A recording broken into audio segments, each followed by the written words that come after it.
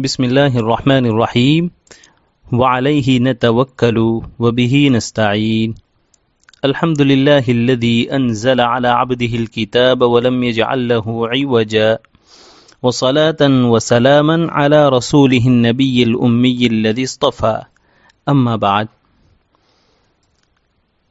کنز القرآن کے معزز ناظرین و سامعین، السلام علیکم ورحمۃ اللہ وبرکاتہ۔ ایک خادم قرآن نے سوال کیا کہ طالب علم نیا سبق کیسے یاد کرے؟ جواب عرض کرنے سے پہلے ایک کلپ جو ہم نے سبق سے متعلق اپلوڈ کی ہے، اس میں سبق سے متعلق اکثر پہلو کو اجاگر کرنے کی ادنا کوشش کی ہے۔ آپ پہلے اس کو سنیں، نہیں سنا ہے تو، اور اس کی لنک ڈسکرپشن میں مل جائے گی انشاءاللہ۔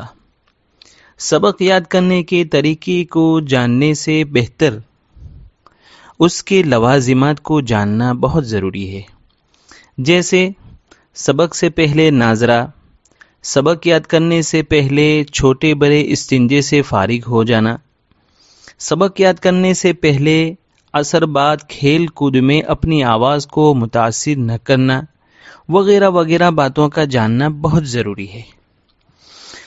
طالب علم سبق یاد کرنا چاہتا ہے لیکن ناظرہ نہیں پڑھا، یا پڑھا لیکن پختہ نہیں کیا تو سبق یاد نہیں ہوگا، یا ہو گیا تو دائمی پختگی نہیں رہے گی۔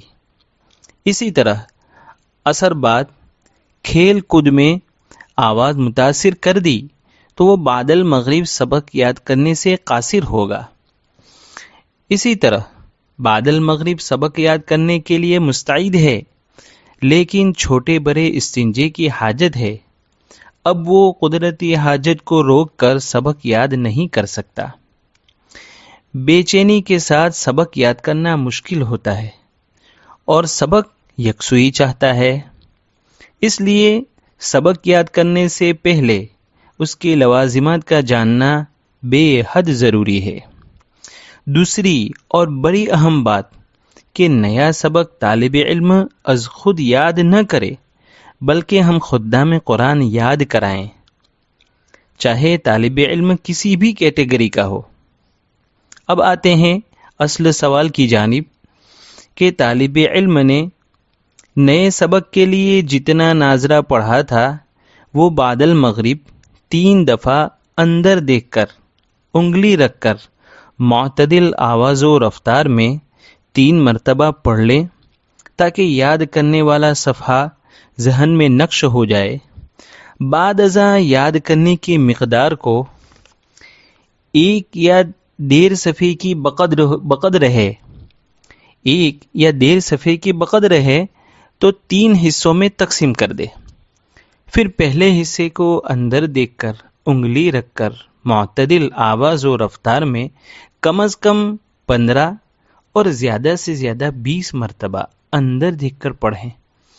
پھر قرآن بند کر کے 5 مرتبہ پڑھیں۔ یاد ہو گیا ہے تو مزید 5 مرتبہ پڑھ کر استاد محترم کو سنائیں۔ اجازت ملنے پر آگے بڑھ جائیں، دوسرے حصے کو اسی طرح یاد کریں، پھر تیسرے حصے کو، آخر میں تینوں حصوں کو ایک نظر کر کے استاد محترم کو سنا دے۔ پھر اپنی جگہ پر جا کر یاد کرنے کے دوران جو اغلاط اور اٹک ہوئی ہے اس کو اندر دیکھ کر خوب پڑھیں۔ اس کے بعد وقت میں برکت ہوئی ہو تو پورے سبق کو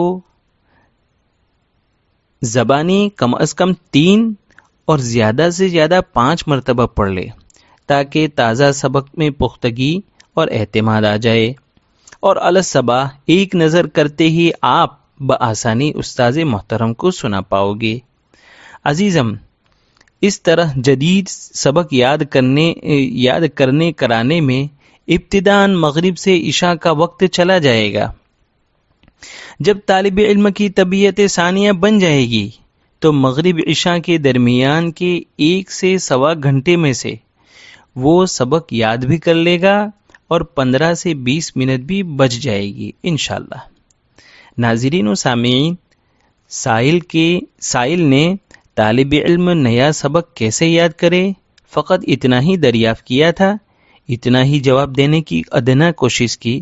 سبق سے متعلق تفصیلی باتوں کو جاننے کے لیے، سننے کے لیے ڈسکرپشن میں لنک موجود ہے، وقت نکال کر ایک بار ضرور سن لیں۔ آج کی بات پسند آئی ہو تو ایک لائک کر دیں اور جمیع خدام قرآن کو شیئر کر دیں، اور کچھ کہنا چاہتے ہیں تو کمنٹ باکس کا ضرور استعمال کریں۔ آج کے لیے اتنا ہی فقط۔ والسلام علیکم ورحمۃ اللہ وبرکاتہ۔